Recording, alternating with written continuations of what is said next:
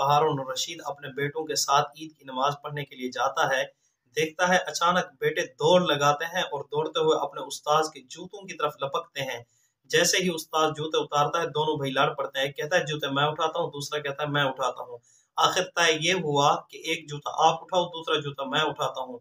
बाद में नमाज के बाद खलीफा हारून और रशीद ने सबको जमा किया और पूछा कि इस वक्त धरती के ऊपर सबसे ज्यादा मुअज़्ज़ज़ कौन है, सबसे ज्यादा इज्जत वाला कौन है। तो लोगों ने मुख्तलिफ किस्म के जवाबात दिए। लोगों ने कहा कि जनाब इस वक्त आप ही हैं। तो लोगों की जो जहनीत थी अपनी अपनी जहनीत के मुताबिक जवाब दिए। खलीफा हारून और रशीद ने कहा इस वक्त मेरी नजरों में अगर धरती के ऊपर कोई इज्जत वाला है तो वो मस्जिद का इमाम साहब है।